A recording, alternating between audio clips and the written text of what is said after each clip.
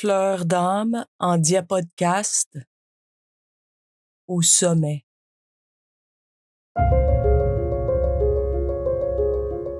J'ai rencontré mon amie Carole en mai 1990 à Medjugorje alors qu'on faisait un pèlerinage en Yougoslavie,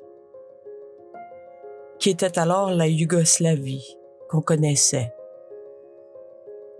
Carole était prise de la polyarthrite déformante et cette maladie, qui l'avait frappée à l'âge de 17 ans, avait marqué son parcours pour le reste de sa vie jusqu'à sa mort à l'âge de 49 ans en 2008. Elle pouvait à peine marcher et se déplacer, mais ce que je retiens d'elle, son rire. Et Dieu qu'on riait ensemble. Elle avait un rire magique, enivrant, guérisseur. C'est sûr, l'énergie lui manquait, et le souffle aussi, puisque ses poumons étaient atteints. C'est ça la polyarthrite déformante, c'est ce que ça nous fait. C'est ça quand on ne peut plus échapper à ce que la vie a en réserve pour soi, de bon ou de mauvais. Carole avait choisi d'être la glaise et d'être modelée par la foi. Elle avait confiance en son Créateur et son espoir semblait inépuisable malgré sa toux incessante, malgré la douleur, malgré ses nombreux défis physiques.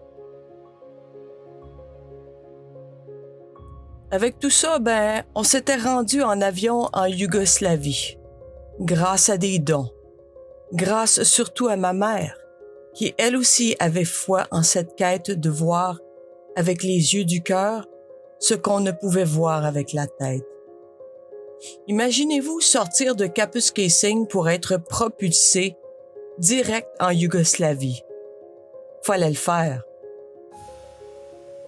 Medjugorje parlait au monde entier à ce moment-là. C'était plus efficace que l'Internet, plus efficace que Facebook. En 1990, c'était le bouche à oreille, plus viral que n'importe quelle vidéo TikTok.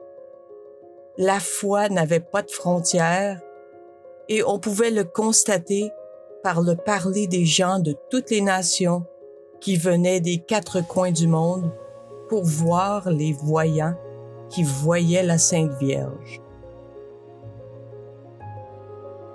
Il y avait beaucoup de rumeurs à ce moment-là sur les apparitions de Medjugorje. On disait entre autres que cet événement avait pour but de financer la guerre qui se tramait dans le lointain. À preuve, ma mère, elle, était allée quelques 5 mois après, pendant que les tireurs étaient déjà postés dans les montagnes et que la guerre de la Yougoslavie était amorcée. Je ne me rappelle plus du déclic ou du comment ou du pourquoi on s'est rencontrés et qu'on s'est noué d'amitié. Mais voilà, on avait cliqué dans l'amitié et on avait laissé la vie faire le reste. L'énergie et l'entrain pour la prière et tout ce feu de joie qui brûlait en nous, alors que nous prenions part à des marches et des processions, ça se disait pas tellement l'ambiance et le bonheur était palpable. Un jour que nous suivions les sorties en groupe, Carole nous fit part de son désir d'escalader le mont Križevac. Je ne sais pas si vous le savez, mais le mont Križevac mesure 1728 pieds. 1728 pieds de haut, au sommet duquel les premières apparitions avaient eu lieu et où il y avait une croix géante pour marquer cet événement.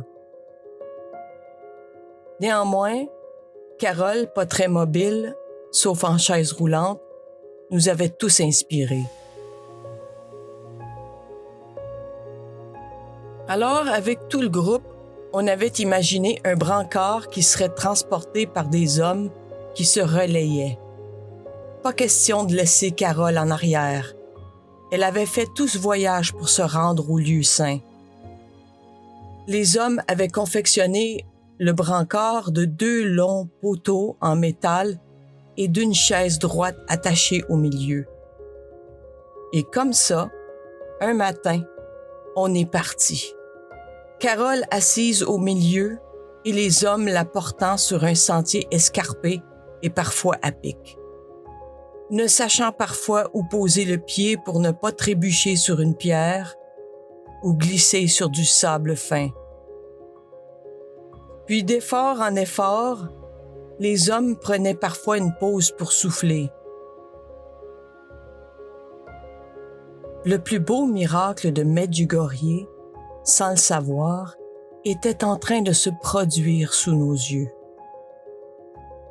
Alors que nous approchions le sommet de la montagne, Carole nous dit à tous, « Maintenant, c'est vous qui me portez au sommet, mais un jour, c'est moi qui vous porterai jusqu'au ciel. »